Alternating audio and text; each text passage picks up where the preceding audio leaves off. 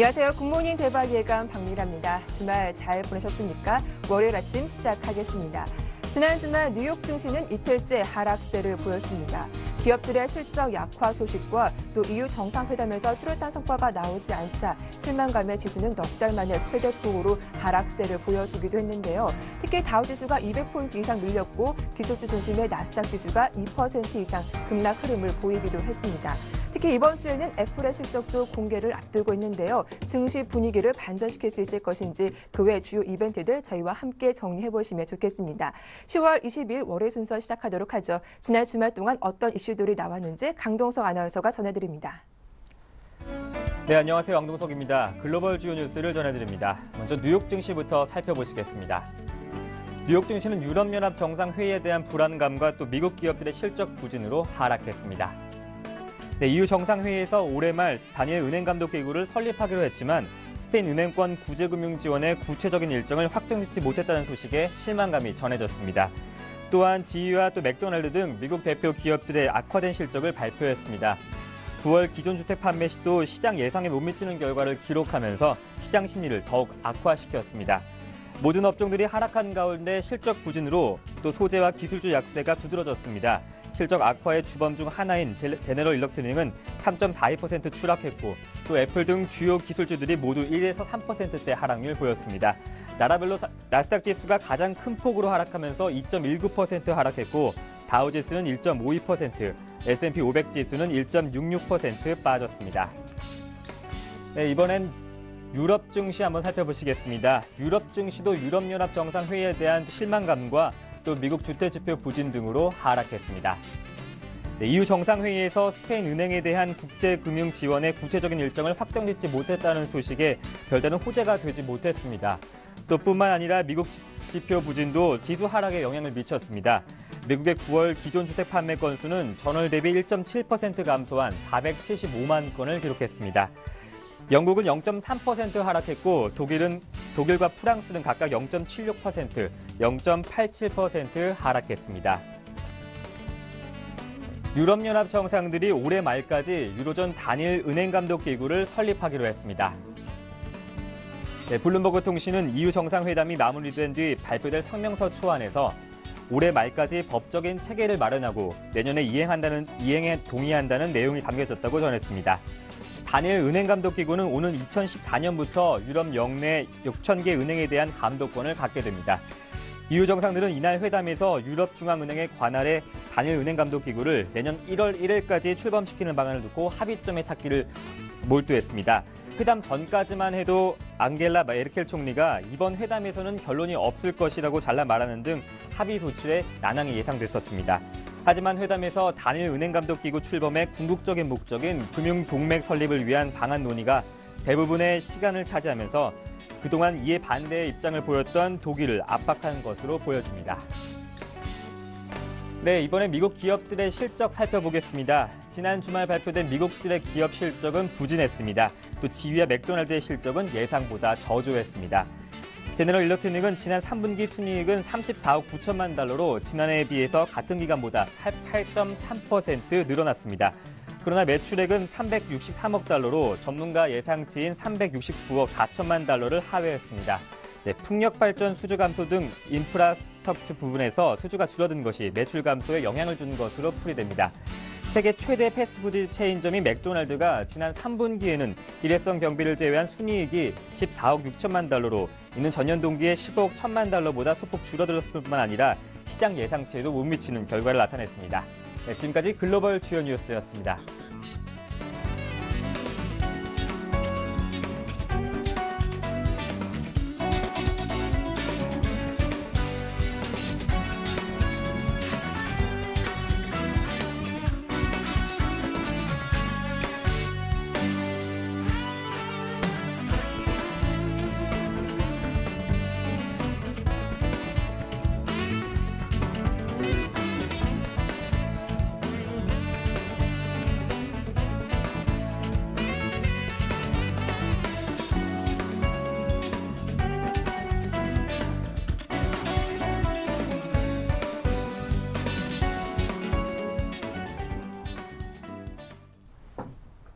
네, 글로벌 주요 뉴스들 살펴봤고요. 이어서 인백스 투자전문의 이현민 본부장과 글로벌 핫이슈 함께하겠습니다. 안녕하세요. 네, 안녕하십니까.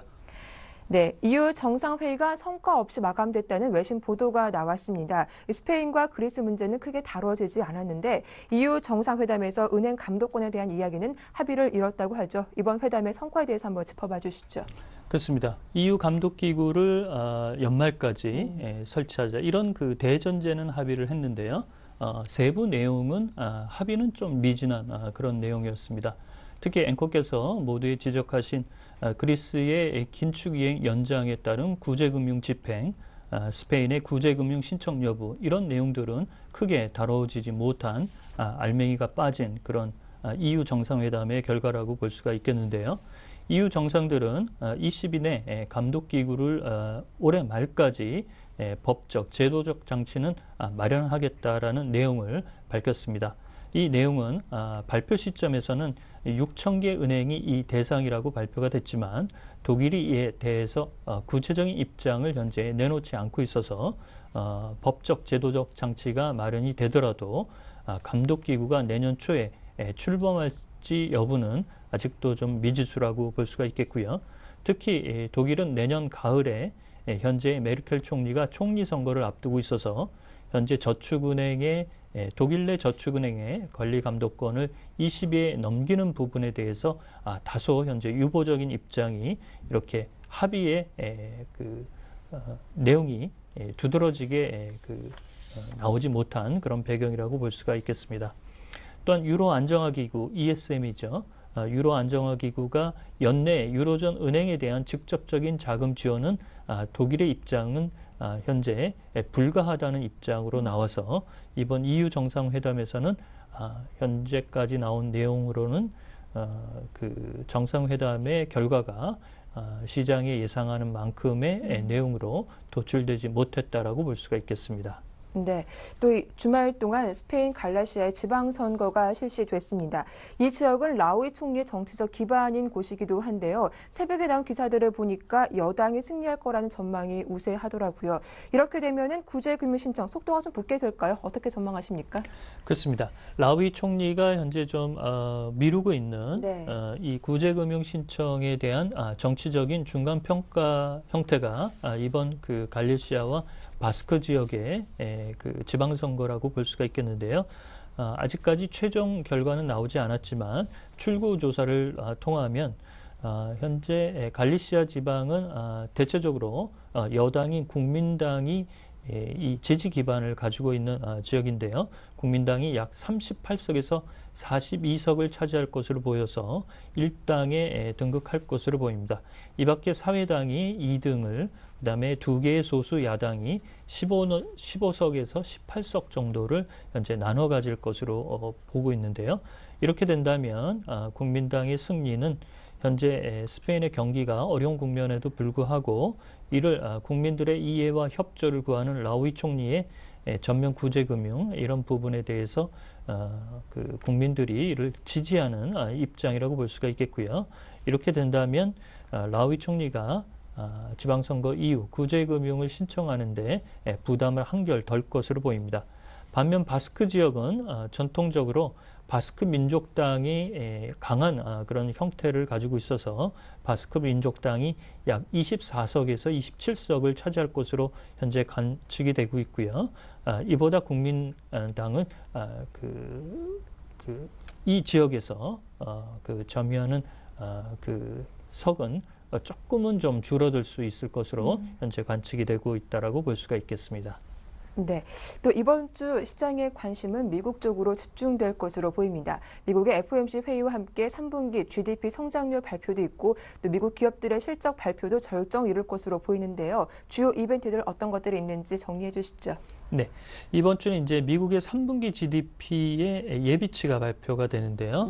이것이 이제 가장 경제 지표로서는 무게가 좀 크다라고 볼 수가 있겠습니다. 26일 날 미국의 3분기 GDP 경제 성장률 예비치가 발표가 되는데요. 1.8% 정도로 예상을 하고 있습니다. 1분기 때 2%, 2분기 때 1.3%, 3분기 때 1.8%로 다소 반등이 나올 수 있는 그런 기대가 녹아 있다라고 볼 수가 있겠고요. 23일과 24일에는 연준의 연방공개시장위원회가 열립니다. 역시 현재 이미 발표를 한 QE3에 대한 효과와 현재 미국의 경기 진단이 구체적으로 좀 더 논의의 대상이 될 것으로 보이고요. 22일에는 3차 오바마와 롬니의 TV 토론 마지막이 이제 플로리다 린 대학에서 열리게 되는데요. 네. 이것도 이제 상당히 관심이라고 볼 수가 있겠고요. 그 다음에 실적 시즌으로서는 이번 주에 가장 많은 실적 발표 기업들이 대기를 하고 있습니다. 이번 주에 가장 관심이 되는 부분은 애플의 실적인데요. 애플은 현재 주당 순이익 8달러 92센트, 매출은 363억 4천만 달러 정도를 예상을 하고 있습니다.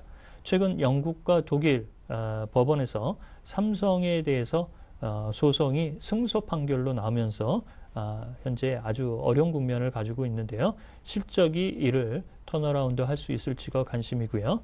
이 밖에 주초에는 캐터필러와 야후, 그다음에 주중반에는 페이스북과 AT&T, 그다음에 프록터 앤 갬블 등이 실적이 대기가 되고 있는 상황입니다. 네, 지난주 실적을 발표한 기업들의 내용을 보면 좀 부진했었는데 이번 주 상당히 많은 기업들의 실적을 발표할 것으로 예정이 돼 있습니다. 그 가운데 애플의 실적이 상당히 궁금한데요. 좀 증시 분위기를 반전시킬 수 있을까요? 그렇습니다. 이 증시 실적을 반전시키지 못하는 부분에 한두 가지 중에 기업으로서는 이제 애플의 실적이 그간 이제 이번 주에 발표하는데요. 지난주와 지지난주 특히 최근에 지난 주말에 나온 일본 법원에서의 판결은 삼성과 현재 애플이 1대1로 호각 수준을 보이고 있지만 미국 외의 법원 판결인 영국과 독일에서는 삼성의 손을 들어주면서 애플이 현재 좋지 않은 그런 흐름이 나타나고 있습니다.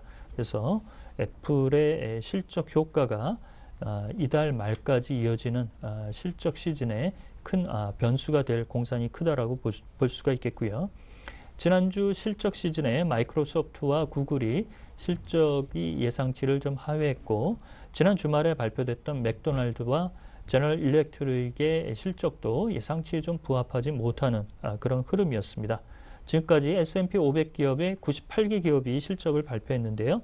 이 중 42%만이 예상치를 넘는 실적 요건을 충족하고 있는데 이는 3년 평균 59%가 이를 충족하는 것에 비하면 다소 현재 떨어진다라고 볼 수가 있겠습니다. 또한 그동안 시장을 지지해왔던 재료로서 톡톡한 역할을 했던 QE3가 이미 이제 발표가 됐기 때문에 실적 시즌에서 기업들의 힘을 주가에 움직일 수 있는 동인으로 현재 작용할 수 있는 비중이 상당히 크다라고 볼 수가 있겠습니다. 네, 끝으로 일본 소식도 정리를 해보겠습니다. 일본 소니가 4천 명의 인력을 구조 조정한다고 밝혔습니다. 소니 하면 일본의 대표적인 기업인데요. 그 배경 이유가 어떤 것 때문인가요? 그렇습니다. 소니가 이렇게 몰락하리라고는 10년 전에는 생각지 못한 그런 흐름이었죠. 역시 새로운 CEO인 히라오 가즈오 소니 경영자가 들어서고 나서 계속적으로 인력의 구조 조정을 실시하고 있습니다. 이번에 4천 명의 구조 조정을 실시한다는 인력 조정도 이 내용의 한 부분이라고 볼 수가 있겠는데요. 내년 3월까지 약 10,000명의 감원을 현재 계획을 하고 있고 이번에는 일본 내 사업장에서 2,000명, 그다음에 유럽 지역에서도 2,000명을 추가적으로 감원해서 10,000명 중에 4,000명을 줄인다는 보도가 나왔습니다.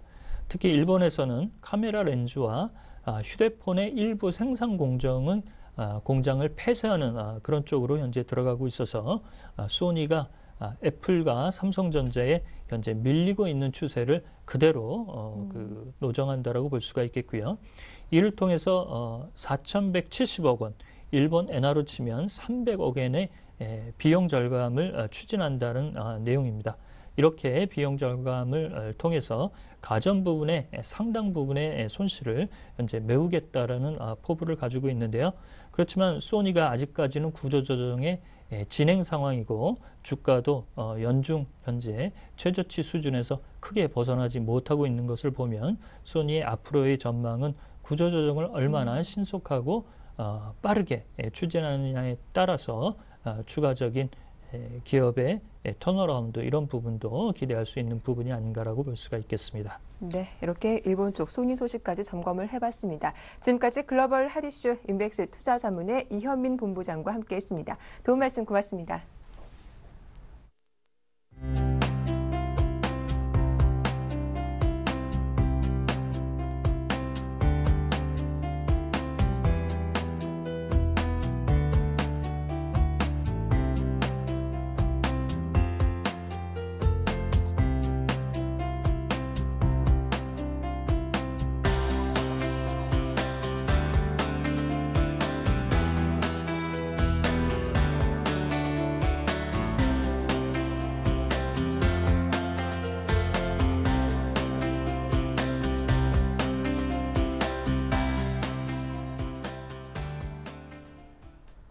네, 오늘장, 어제장, 전일장 국내 증시 마감 상황과 함께 국내 주요 이슈들 자세하게 점검을 해보겠습니다. 신영증권 영등포 지점의 윤경수 차장님 나오셨습니다. 안녕하세요. 네, 안녕하세요.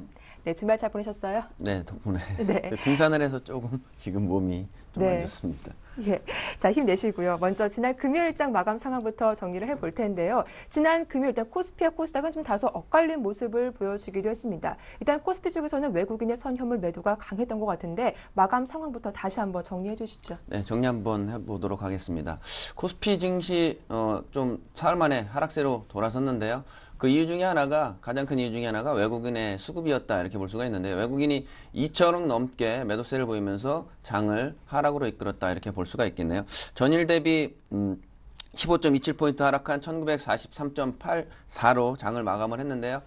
외국인이 의외로 거래를 많이 보이면서 하락세에 힘을 실었다 이렇게 보이는 것은 조금 안 좋은 내용이다 이렇게 볼 수가 있는데요.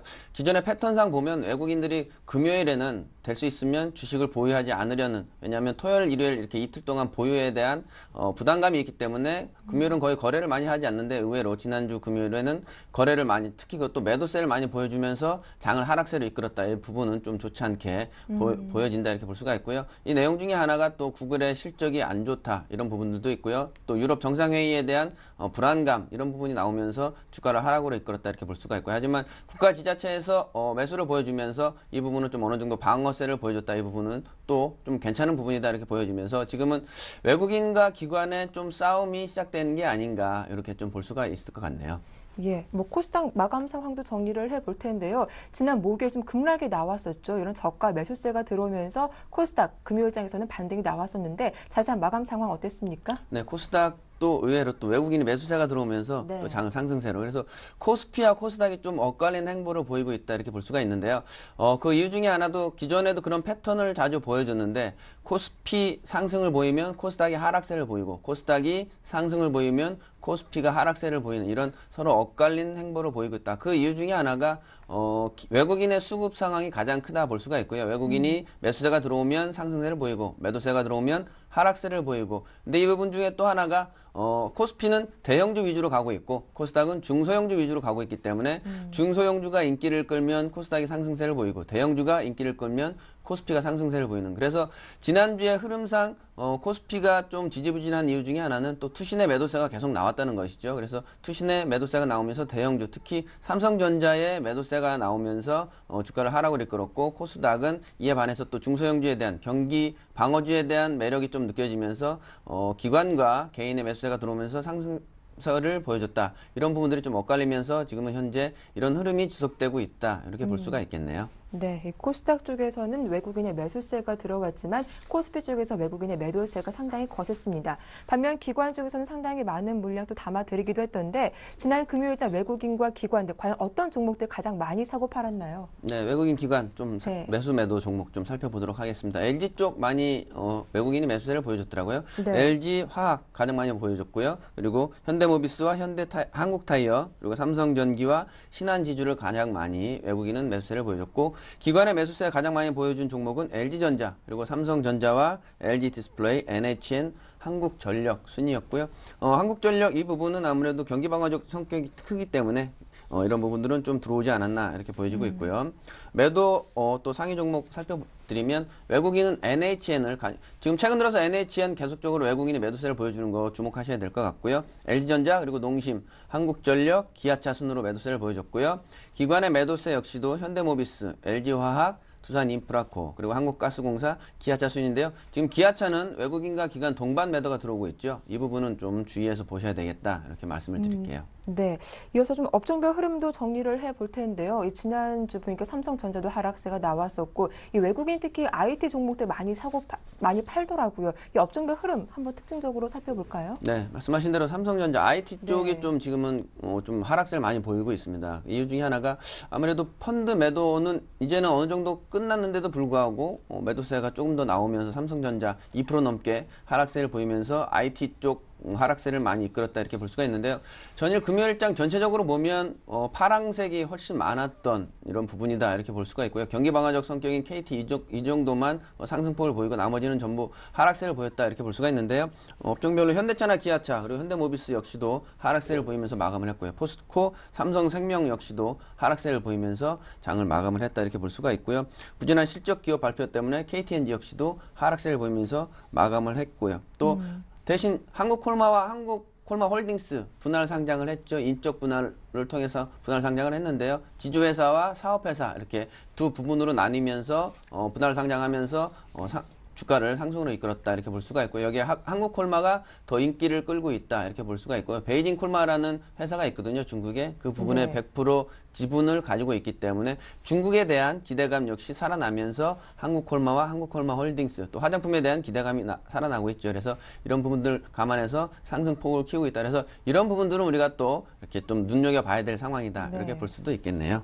네, 자 그렇다면 어제 업종별로 본다면 좀 건설은 많이 부진한 모습을 보여줬고 특히 LG화학이 좀 상당히 최근 들어서 박스권 상단까지 올라와 있는 모습인데 이렇게 LG화학으로 수급이 몰린 이유가 좀 따로 있을까요? 아무래도 화학 관련돼서는 네. 지금 중국의 경기를 봐야 되거든요. 네. 중국이 과거 기본적으로 보면 화학주들은 중국의 경기가 살아나면 주로 같이 동반 상승하는 이런 모습을 보여줬는데 네. 지금 중국이 GDP가 7.4로 발표를 했습니다. 3분기. 그렇다면 이 실적이 과연 좋은 실적인가 나쁜 실적인가를 봐야 되는데 네. 좋지도 않고 나쁘지도 않은 그냥 평이한 실적이라고 볼 수가 있거든요. 기대치만큼 나왔다 이렇게 볼 수가 있습니다. 그렇다면 중국이 조금씩 경기가 살아나는 것인가 이런 퀘션 마크가 붙게 되는데 중국이 지금 정권이 이양이 되고 있는 상황이라서 경기가 조금씩 살아날 가능성이 높다는 것이죠. 왜냐하면 네. 정권 이양이 되면 국민들한테 선물로 경기 부양책을 쓸 가능성이 높다는 거죠. 그리고 예상치만큼 나왔다는 것이라면 이거에 대한 어떤 경기 부양에 대한 기대감, 경기 부양 책을 쓰지 않을까 이런 기대감이 나올 수가 있거든요. 그래서 실적이 안 좋으면 오히려 역으로 그 안 좋은 실적에 대한 새로운 정책을 쓸 가능성이 높기 때문에 이런 네. 부분들이 오히려 악재가 호재가 되는 이런 부분으로 바뀔 수 있기 때문에 이런 부분들 감안해서 화학주 조금 더 달려갈 가능성이 높다. 중국에 대한 경기 부양 기대감이 높기 때문에 그래서 이런 부분도 우리가 좀 보셔도 될 것 같다. 이렇게 말씀드릴 수가 있겠네요. 네, 이어서 코스닥 분위기도 확인을 해볼 텐데 코스닥 업종별 흐름 살펴봐 주시고 또 지난 금요일장 보니까 셀트리온이 무려 12% 가까이 급등세가 나왔더라고요. 그 이유까지 한번 정리해 주시죠. 네, 기본적으로 셀트리온 급등세 나온 거는 일본의 오릭스사죠. 네. 천억 원어치 주식을 네. 매도를 했다. 이런 부분 때문에 이에 반해서 수급적으로 상대적으로 수혜를 입었다. 이렇게 보면서 셀트리온 가장 크게 상승폭을 키워갔다. 이렇게 볼 수가 있고요. 코스닥은 뭐 전체적으로 좀 상승폭을 키운 업종들이 좀 많았다. 이렇게 볼 수가 있는데요. SM이나 서울반도체, CJENM, CGen 이런 부분 제약주 관련돼서도 1%에서 6% 넘게 상승세를 보여줬고요. 이에 반해서 또 좀 안 좋은 소식이었죠. 자유투어가 경영진의 횡령 뭐 이런 얘기 때문에 지금 중시가 좀 좋게 가는 중에 이렇게 발목을 잡는 것 중에 하나가 이런 횡령 소식이 자꾸 발목을 잡고 이런 부분 때문에 불안감을 좀 키워가는 이런 부분이 없지 않아 있습니다.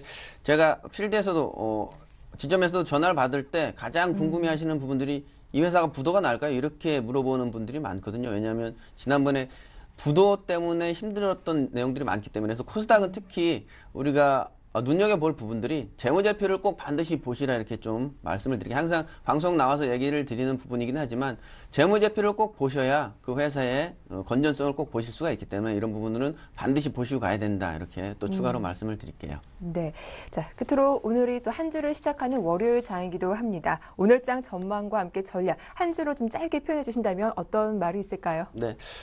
제가 고등학교 시절인가요? 네. 제가 친구들 컨닝을 막 하면 좀 하지 말라고 얘기를 하는데 친구들이 그 얘기 친구들이 그 얘기를 하더라고요. 컨닝도 실력이다 이렇게 얘기를 하더라고요. 네. 지금 와서 그 얘기가 맞구나 이런 생각이 좀 드는데 지금 외국인과 기관의 수급 상황을 잘 살펴보시면서 지금은 그 부분을 컨닝을 하셔야 된다 이렇게 좀 말씀을 드릴게요. 그래서 외국인이 가장 많이 사고 있는 종목을 좀 우리가 같이 들어가야 될 가능성이 있다 지금은. 뭐 물론 꼭 맞는 거는 아니지만 그래도 컨닝을 하셔야 어느 정도는 안정성을 가져가고 그다음에 지금 투신이 서서히 들어오고 있고 연기금이 서서히 들어오고 있는 상황이라서 투신과 연기금이 귀환을 한 상황이기 때문에 투신과 연기금이 공통으로 매수하는 종목 그리고 외국인이 공통으로 매수하는 종목 이 종목을 좀 보시는 게 지금 가장 안정적인 주식 투자가 아닐까. 왜냐하면 지금 미국이 200% 넘게 빠졌기 때문에 아무래도 국내 증시에는 조금은 영향을 미칠 가능성이 높거든요. 하지만 국내 증시 1950포인트 찍으면서 상승폭을 좀 키워갈 가능성이 높여졌기 때문에 그렇다면 주식을 담을 때 외국인 기관 그리고 연기금 매수하는 종목을 이렇게 살펴보시고 매수하면 괜찮은 전략이다 이렇게 말씀드릴 수가 있겠네요. 예, 오늘 장은 컨닝도 실력이다. 외국인과 그리고 기금 또 투신권의 움직임 잘 살펴보자라는 말씀 참고해 보시면 좋겠습니다. 지금까지 신영증권 영등포 지점의 윤경수 차장님과 함께했습니다. 도움 말씀 고맙습니다. 네, 감사합니다. 네, 이어서 샘플러스 김현근 전문위원과 지난 금요일장 이슈가 됐던 종목들 한번 흐름을 정리해 보겠습니다. 안녕하세요. 네, 안녕하세요. 예, 먼저 지난 금요일장 어떤 이슈들이 있었습니까? 일단 최근에 테마주가 좀 뜨거웠던 열기를 보여줬다가 네. 한 번에 좀 급락하는 그러한 모습들이 좀 나타나고 있는데요. 관련해서 테마주에 대한 이러한 부분들을 좀 점검을 해보도록 하겠습니다. 항상 우리가 반복이 되는 부분이지만 테마주가 좀 열풍이 일어나고 급등 이후에는 항상 이런 대주주들의 차익 실현의 물량 이러한 부분들이 항상 나오는 모습이 반복이 되고 있습니다. 그런 부분이 좀 반복됨에도 불구하고 이런 투자자들이 좀 그러한 부분에 좀 편승을 해서 좀 손실을 입게 되는 그러한 모습들을 좀 보여주고 있는데 이러한 최근에 뭐 가장 좀 뜨거웠던 종목 같은 경우는 바로 DI라는 이러한 종목이죠. 싸이 테마주로 좀 부각이 되면서 상당히 급등을 했었는데 2,000원대에서 13,000원까지 상당히 가파른 상승을 보여줬습니다. 물론 최근에 지금 현재 한 4일 연속 뭐 계속 하한가를 맞고 있는 그러한 모습이죠. 이러한 모습들을 봤을 때 항상 고가를 형성했을 때 지금 이 종목도 마찬가지인데 15일 날 이제 싸이의 친인척 외할머니라고 합니다. 이런 친인척 분이 주가가 13,100원 아주 최고가였습니다. 그때 뭐 매도를 해서 현금화를 좀 시켰다고 하고요. 그리고 이제 DI와 또 이름이 비슷했던 DID라는 그러한 주식도 있죠. 바로 싸이의 아버지가 2대 주주로 있는 그러한 회사입니다. 근데 이 종목 또한 그 부분과 관련이 돼서 상당히 뭐 급등을 했던 그러한 모습들이 나타나는데 이 종목 또한 마찬가지죠. 이런 급등하는 과정에서 최대 주주가 45원가량을 또 현금화한 이러한 모습도 우리가 좀 포착을 할 수 있었었고요. 그리고 DID의 최대 주주였던 코아 역시도 주식을 고점에서 매도를 하면서 상당히 계속해서 주가는 뭐 그 이후에 계속 급락을 하고 있는 이러한 모습들이 나타나고 있죠. 그리고 우리가 이제 경제민주화 관련해서 경봉이라는 주식도 있었는데요. 경봉이라는 종목도 있었는데 이 종목 또한 마찬가지 이러한 경제민주화 테마가 상당히 좀 일어나면서 주가 급등할 때 또 고가에서 이런 대표가 이 회사의 대표가 뭐 8월 23일 날 또 27일까지 해서 8월 달에 한 48만 주 이상을 장내 매도를 했었죠. 그리고 지난 11일에는 시간의 대량 매도를 통해서 좀 80억 원이 넘는 이러한 또 금액을 현금화를 했었습니다. 제가 이런 금액적인 부분도 좀 말씀드리는 이유는 여러분들이 계속 이러한 종목들에 좀 투자를 하실 때 주의하실 것을 말씀드리고 싶어서 계속 말씀을 드리는 겁니다. 좀 자제를 하셨으면 좋을 것 같고 안철수 뭐 테마라든가 이런 미래산업 같은 거 여러분도 잘 아시겠지만 이러한 종목들도 뭐 주가가 상당히 뭐 급등을 했다가 지금 원위치가 된 그러한 모습이죠. 이러한 종목들도 뭐 주가가 급등할 때 그러한 틈을 타서 그런 주주 관련 부분이 한 400억 이상 뭐 이런 현금화를 한 부분도 다시 한번 또 확인을 할 수 있었습니다. 그리고 이런 테마들이 상당히 많죠. 뭐 이름만 얘기해도 여러분 아시겠지만 뭐 화진이라든가 대유에이텍, 뭐 위노바, 우성사료, 뭐 여러 가지 종목들, 써니전자 뭐 이런 종목들이 많은데 이러한 종목들이 항상 주가가 이렇게 급등을 할 때 항상 우리가 여러분 투자자분들께서 좀 흥분을 하고 어떻게 좀 편성 매수를 할까 이러한 부분보다 항상 이렇게 주가가 비정상적인 흐름입니다. 이러한 흐름들은 항상 주가라는 건 항상 횡보라든가 하락 뭐 이러한 부분 상승과 하락을 반복하면서 가파른 이런 상승을 보여주는 시기는 상당히 짧은 시간이죠. 이럴 때는 뭐 시간을 비유를 하자면 8이라는 시간 동안 횡보와 하락과 이러한 흐름을 보여주다가 2라는 시간 동안 10이라는 시간을 본다면 2라는 시간 동안 짧은 시간 동안 움직이게 되는 그러한 모습들이 많이 나타나죠.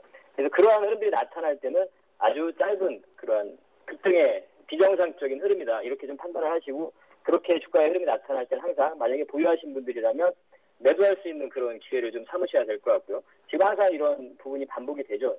최대 주주들의 지분 매각. 그들 또한도 이러한 시기가 또다시 나타나지 않을 거라는 걸 알고 있기 때문에 아주 짧은 기간만 이러한 흐름이 나타난다는 걸 알고 있기 때문에 그 기간을 이용을 해서 경영권이나 이런 거에 상관없이 지분을 매각하는 거죠. 현금화를 시키는 겁니다. 그래서 이러한 부분도 항상 생각을 하시고 테마주에 접근하실 때도 항상 실적이 기반이 되는 본 사업에서 잘 실적을 내고 있는 이런 종목들로 좀 접근하실 것을 좀 당부를 드리고 싶습니다. 그래서 꼭 뭐 테마주에 관심을 가진다면 최근에는 뭐 SNS 관련이라든가 뭐 무선 충전 관련해서 SNS 관련 쪽에서 뭐 가비아라는 종목이라든가 이런 종목들은 실적이 기반이 되는 종목이기 때문에 그런 종목들에 접근하는 건 저는 뭐 괜찮다고 말씀을 드리고 싶고 뭐 RF텍 같은 경우도 무선 충전 관련해서 이러한 종목들도 뭐 실적이 기반이 되는 본 사업이 잘 진행이 되고 있는 이런 부분들 재무제표를 꼭 한번 확인하시고 적자 보고 있는 회사인가 이런 부분을 확인 한번 하시고 이렇게 접근하실 것을 당부를 좀 드리고 싶습니다. 네, 다음 살펴볼 이슈로는 한국이 처음으로 대형 국제기구를 유치하게 됐는데요. 이 녹색 기후기금을 송도에 유치하게 됐잖아요. 경제적으로도 큰 호재가 될 것 같습니다. 예, 그렇습니다. 이제 송도에 유치하기로 결정이 됐는데요. 이런 경제 효과를 봤을 때 앞으로 이제 뭐 한 연간 한 3,800억 원 정도. 초반에는 물론 이제 초기에 들어서는 인구 자체는 뭐 한 500명 정도 이렇게 예상을 하고 있는데 기반이 잡히게 되면 8,000명 이상의 어떤 유엔 직원들, 뭐 가족이 상주하게 되고 이러한 부분에서 또 우리 국내적으로 또 일자리 창출 효과라든가 이런 부분을 봤을 때 3,800원 이상 경제 효과를 좀 예상을 하고 있습니다. 그리고 그와 또 연관이 돼서 인천의 이러한 또 바로 이제 국제적인 기후이기 때문에 이런 브랜드 가치의 송도의 브랜드 가치 상승이라든가 바로 부동산 최근에 상당히 좀 소강 상태를 보여주고 있었던 부동산 시장의 좀 활성화 이런 부분들을 기대를 해볼 수 있을 것 같습니다. 실제적으로 대우건설이라든가 포스코건설, 롯데건설들이 송도에서 미분양 사태로 상당히 좀 골머리를 앓고 있는 그러한 시기였었는데요. 이 부분이 좀 부동산 시장의 어떤 좀 활성화, 활기를 좀 불어넣지 않을까 이렇게 좀 판단을 하고 있고 그래서 관련해서 이제 건설주, 대우건설이라는 종목을 좀 말씀을 드리고 싶습니다. 이번 주에 전국적으로 한 7천여 가구 신규 분양이 좀 들어가게 되는데요. 전국적으로 봤을 때 동산 같은 경우도 양천구 목동에서 26일부터 목동 센트럴 크루지오 이런 청약 접수를 하게 됩니다. 그리고 이게 현재 지금 주택사업 부분 봤을 때 물량도 한 57% 이상을 지금 달성을 한 상태고요. 해외 수주 같은 경우에 좀 약간은 저조한 모습이지만 11월에 발표되는 뭐 알제리라든가 나이지리아, 모로코, 싱가포르 이러한 수주 유력 프로젝트들을 좀 보유를 하고 있고요. 최근에 대한통운 지분 매각으로 있어서 이런 재무구조 안정화 이런 부분도 우리가 좀 기대를 해볼 수가 있고 앞으로 이제 우리가 정권 교체 이후에도 부동산 활성화 대책이라든가 이런 부분을 좀 기대를 해봤을 때 뭐 건설주에 좀 관심을 가질 수 있는 그러한 시기가 아닌가 이렇게 좀 생각을 하고 그리고 이제 동사의 어떤 차트를 좀 보시면서 좀 말씀을 드리겠습니다. 차트를 보시면 일단 건설주 가운데서 가장 좀 빠르게 1회1선을 좀 돌파를 하고 나서 이런 안정적인 모습을 좀 보여주고 있는 모습이죠. 그리고 가장 지금 여러 가지 외생 변수에 의해서 우리 시장이 영향을 받고 있죠. 전일 같은 경우에도 금요일 날 미국의 시장이 좀 상당히 좀 크게 하락을 좀 했죠. 나스닥도 크게 하락을 했고 오늘 뭐 우리 시장도 영향을 받게 될 겁니다. 초반에 그래서 약간 하락을 하게 되겠는데 이럴 때일수록 가장 우리가 믿을 수 있는 부분이 실적 부분이 아닌가 이렇게 생각을 합니다. 가장 이 실적 부분을 좀 믿고 실적과 수급적인 부분, 가장 확실한 부분 수급이라고 생각을 합니다. 그래서 기관이나 외국인들이 계속 꾸준하게 매수를 해주고 있는 이런 수급이 기반이 되는 종목들은 그래도 좀 안정적이지 않나 이렇게 좀 판단을 하고요. 매매 가담을 하실 때 매수가를 말씀드리면 10,000원에서 1,250원, 목표가는 12,000원, 손절가는 9,500원 이렇게 제시해드리도록 하겠습니다. 네, 이 녹색 기후기금 유치로 대우건설 한번 관심을 가져보자라는 말씀 잘 들었습니다. 도움 말씀 고맙습니다. 예, 감사합니다. 네, 지금까지 샘플러스 김형권 전문위원과 함께했습니다.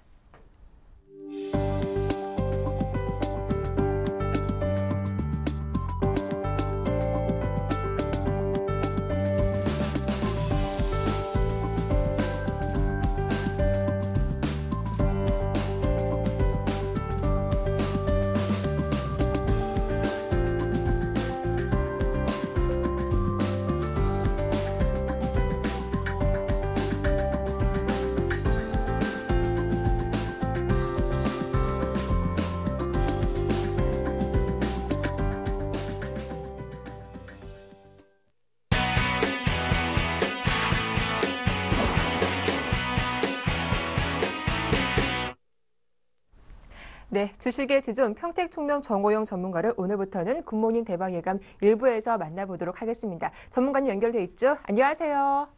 네, 안녕하세요. 네, 반갑습니다. 네, 자, 간밤 글로벌 증시 분위기가 좋지 않았습니다. 일단 다우 지수가 200포인트 이상 빠지면서 장대 음봉이 나오기도 했는데요. 오늘 월요일장 개장 앞두고 좀 부담이 될 것 같습니다. 오늘 시황 어떻게 전망하시는지요? 네, 단기적으로 보면은 이제 다시 1975까지 가긴 좀 어려울 것 같고요. 네. 제가 보기에는 일단 이렇게 보고 있습니다. 기본적으로 1900선이 쉽게 깨질 것 같지는 않습니다. 하지만 잘해야 1950선 정도 회복하지 않을까 이렇게 생각하고 있습니다. 그래서 일단 단기적으로는 1900선 지지와 1950선 회복 시도 이 정도 선에서 아마도 결정되지 않을까 이렇게 생각하고 있습니다. 지난 10월 10일에 제가 이제 그렇게 말씀드렸었죠.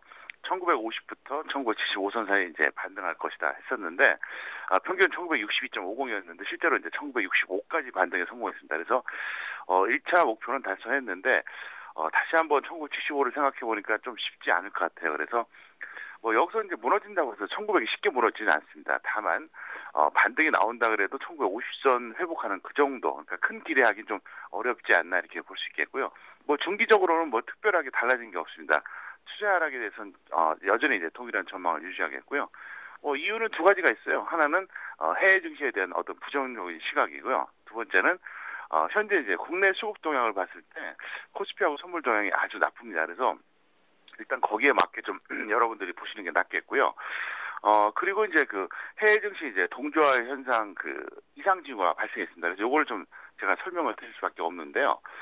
현재 보면은 이제 최근에 보면은 미국의 어떤 움직임을 그대로 연동하는 수준이었었거든요. 근데 이제는 미국이 오히려 더 약해요. 그래서 아주 이제 특징적인데요. 이걸 구체적으로 한번 제가 설명을 드리면 미국 같은 경우 현재 어떻습니까? 5일하고 21선 이탈했어요.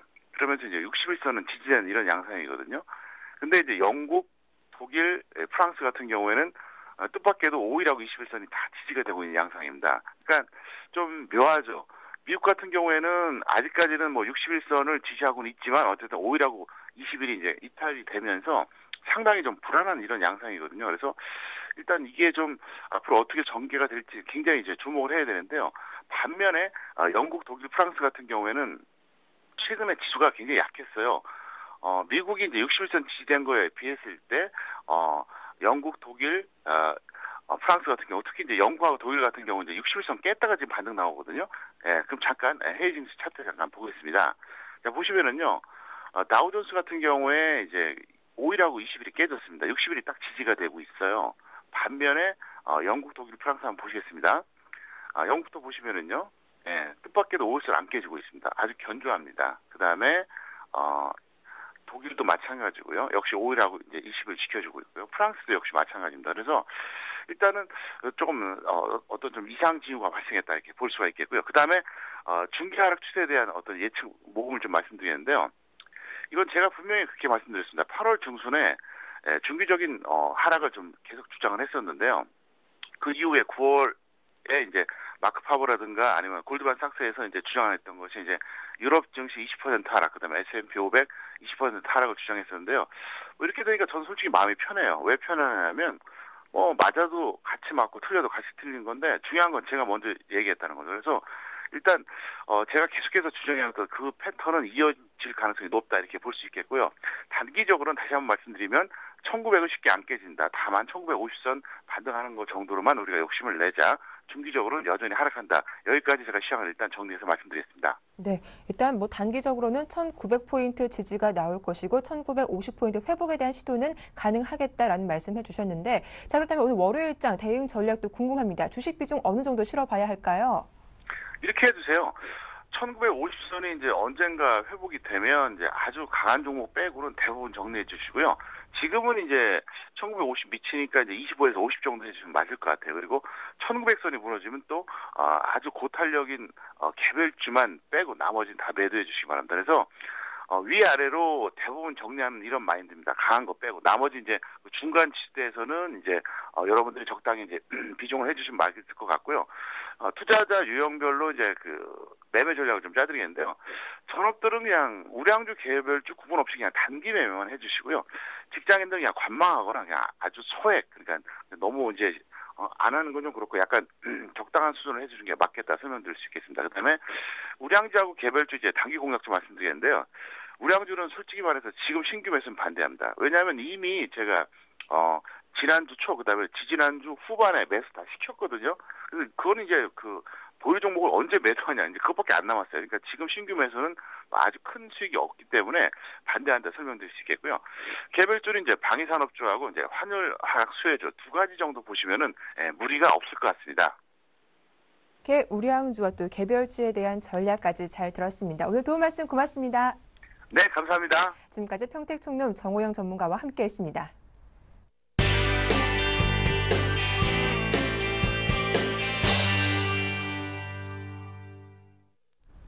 네, 이슈앤이슈 오늘 순서는 서울경제신문 증권부의 서은영 기자와 함께하겠습니다. 안녕하세요. 안녕하세요. 네, 신용카드 발급 기준이 종전보다 훨씬 강화된다고 합니다. 월 가처분 소득이 50만 원을 넘어야 하고 또 연체가 있거나 카드가 많은 다중 채무자의 경우는 신규 카드 발급이 제한된다고 하는데요. 자세한 내용 살펴봐 주시죠. 네, 감독당국에서 신용카드 발급 이용 한도 모범 기준을 새롭게 마련하고 이달 말까지 카드사 내규에 반영하도록 하기로 했습니다. 우선 신용카드 발급 기준을 크게 높였는데요. 원칙적으로 만 20세 이상의 신용도 6등급 이상에 해당되는 사람만 신용카드 발급이 허용됩니다. 다만 신용도가 7등급 이하인 저신용자는 결제 능력을 객관적인 자료로 증명해야 신용카드를 만들 수 있습니다. 물론 이 경우도 월 가처분 소득이 50만 원을 넘어야 하고 50만 원이 안 될 경우에는 30만 원 한도의 직불 기반 겸용의 카드 발급만 가능해집니다. 가처분 소득을 카드 발급 기준으로 택했다는 것은 과소비를 구조적으로 막겠다는 의지로 풀이되는데요. 카드사 규제 1호였던 가맹점 수수료 개편안 같은 경우에는 카드사와 가맹점을 타깃으로 했다면 이번 시행안은 카드사와 이용회원 둘 다 대상으로 삼았다는 점이 차이라고 할 수 있습니다. 앞으로 과도한 이용 한도와 구매 권유가 차단되면서 카드사의 건전성도 높이고 소비자 권익도 한층 강화하는 이중 효과를 기대한 겁니다. 또 앞으로는 신용 등급이 최상이라도 카드를 발급받지 못하는 사례가 발생할 수 있다. 이렇게도 해석이 가능한데요. 월급이 300만 원이라도 매월 갚아야 하는 원리금 상환액이 250만 원을 넘으면 카드 발급이 안 됩니다. 또 금융권에 연체가 있거나 석 장 이상의 신용카드로 대출한 다중채무자, 이른바 돌려막기 채무자라고 하죠. 이들에게도 신용카드 발급을 차단합니다. 앞으로 또 한도 같은 경우에 신용카드 사용 한도도 가처분 소득을 기준으로 강화된 기준을 적용하게 됩니다. 네. 대선 주자들의 정책 공방전이 연일 화두가 되고 있죠. 이번에는 여당에서 경제 공약 제2탄이 나오게 되는데요. 어떤 내용들이 포함되어 있습니까? 네, 새누리당이 가계부채 문제 해결을 위해서 30% 이상의 높은 이자를 물고 있는 다중채무자가 전환대출을 통해 실제 이자 부담을 7%까지 낮출 수 있는 방안을 내놓기로 했습니다. 또 생계 유지를 위해서 빚을 떠안아야 하는 생계형 부채에 대해서는 원리금 상환을 연장하고 이자 부담을 50%까지 경감하는 방안을 내놓는다는 방침입니다. 주택담보대출, 신용대출 등으로 가처분 소득이 마이너스를 나타내는 계층에 대해서는 금리를 인하하고 금융회사도 가계부채에 책임이 있는 만큼 공동기금을 조성해서 대출 재원을 마련하거나 일자리 창출 프로그램을 만들도록 한다는 방침입니다. 박근혜 새누리당 대선 후보가 이르면 오는 26일 직접 대선 공약으로 발표할 것으로 보이는데요. 지난달 내놨던 하우스푸어, 렌트푸어 구제 방안에 이은 경제공약 시리즈 2탄입니다. 실제로 좀 여의도 정치권에서 이번에 좀 금융권이 가계부채 문제를 키운 만큼 좀 책임을 져야 한다, 이런 목소리 거세지고 있는 가운데 이번 공약에 좀 그런 내용들이 담겨 있어서 많은 관심을 모으고 있습니다. 예, 그렇다면 이 대목에서 다른 대선 후보들의 가계부채 대책도 궁금할 수밖에 없는데요. 좀 간략하게 소개해 주시죠. 네, 문재인 민주통합당 대선 후보와 안철수 무소속 후보의 가계부채 대책은 금융기관의 역할 재정립을 통한 해법을 주로 제시하고 있다는 점에서 유사합니다. 문 후보는 최근 이른바 피에타 3법 제정을 골자로 가계부채 대책 공약을 내놨고, 안 후보도 부채의 구조조정 등을 내용으로 하는 공약 발표를 준비 중입니다. 문 후보의 피에타 3법의 주요 내용을 살펴보면요. 이자율 상한을 25%로 제한하는 것, 또 10%대 대출 시장 활성화시키는 것 등이 주 내용입니다. 반면 안철수 후보는 아직 구체적인 대책은 없지만 저서인 안철수의 생각을 통해서 좀 대충 유추해 보면요. 단기적으로 부도 위기에 몰리고 있는 가게들이 소득 내에서 빚을 갚아 나갈 수 있도록 부채를 구조 조정해 주는 게 필요하다. 이런 내용들 주로 담으면서 단기 대출을 중장기로 전환하거나 금리 부담을 낮춰주는 방안이 고려돼야 한다고 지적하고 있습니다. 네. 이 미국 대통령 선거의 최대 쟁점은 바로 일자리 창출인데요. 대선이 다가오면서 한국을 비롯해서 또 미국에 진출한 대부분의 국가들이 이 무차별적인 공격 대상이 되고 있다고 합니다. 어떤 소식인가요? 네, 대표적인 사례 두 가지가 일단 보도가 됐는데요. 현지 시간으로 19일 미국 MBC 방송의 자회사인 우드TV 등이 현지 LG화학의 미시간주 홀랜드시에 위치한 전기차 배터리 공장이 미 정부의 자금만 지원받고 사실상 가동을 하지 않고 있다. 이런 보도를 내놨습니다. 이곳에서 생산하는 배터리의 주 수요처인 제너럴모터스의 전기차 볼트의 판매가 부진하자 상당수의 근로자들이 할 일이 없어 놀고 있다는 겁니다. 여기 좀 기억을 떠올려 보면요. 이 공장이 버락 오바마 대통령이 경기 부양법에 따라서 에너지부로부터 1억 5,100만 달러를 지원받았고 또 공장 건설 등에 지출한 1억 3,300만 달러 중 40%가량이 한국 등 외국 기업에 돌아갔다. 이런 지적들이 나왔는데 당시에 오바마 대통령이 직접 방문해서 미래 일자리를 만들어줄 공장이다. 이렇게 치켜 세웠던 곳이기도 했죠. 또 같은 날 CNN 방송은 텍사스주 샌안토니오시가 미국 기업을 지치고 한국 기업과 전력 공급을 체결해 앞으로 25년간 수억 달러의 주정부 예산이 한국에 넘어가게 됐다. 이렇게 보도했는데요. 한국 기업 OCI의 미국 자회사인 OCI 솔라파워가 이 기업이었는데 올 7월 미국 역사상 최대 규모의 태양광 에너지 공급 프로젝트를 따낸 것을 지적한 겁니다. 네. 이번에는 싱크탱크의 경기 전망을 다뤄보도록 하겠습니다. 최근 박재환 기획재정부 장관이 경기 바닥론을 거론했지만 이 국내 싱크탱크들이 내놓은 전망은 꽤나 온도차가 있다고 하죠. 네, 현대경제연구원은 최근 2013년 유로존의 5대 잠복 위험 요인 보고서에서 부채위기 반복, 위기를 막을 방화벽 취약, 성장 동력 미약, 스페인 금융 부실 확대, 리더십 취약 등 5가지 위험 요인 때문에 내년에도 경기 변동성이 매우 클 것이다. 이런 분석을 내놨습니다. 아무래도 박 장관이 내놨던 경기 바닥론과 정면 배치되는데요. 주요 내용을 살펴보면요. 유로 지역의 국가 부채가 내년에도 증가세가 이어갈 것이라는 전망입니다. 유로 지역 재정 위기의 출구가 보이지 않는 가운데 중국 경제가 L자형 성장을 보일 것이라는 분석도 제기됐습니다. LG경제연구원은 중국 경제 3, 4분기 바닥 찍고 횡보 전망이라는 보고서에서 중국 거시 경제가 3분기에 바닥을 찍었다 해도 4분기 이후 강한 회복세로 돌아선다고 기대하기 어렵다라는 주장을 내놨습니다. 네, 말씀 고맙습니다. 지금까지 서울경제신문 증권부의 서은영 기자와 함께했습니다. 고맙습니다. 감사합니다. 예, 굿모닝 대박 예감 1부 순서는 여기까지입니다. 잠시 후 2부에서는 새롭게 준비한 코너들이 있으니까요. 잠시만 기다려주시기 바랍니다. 함께해 주셔서 고맙습니다.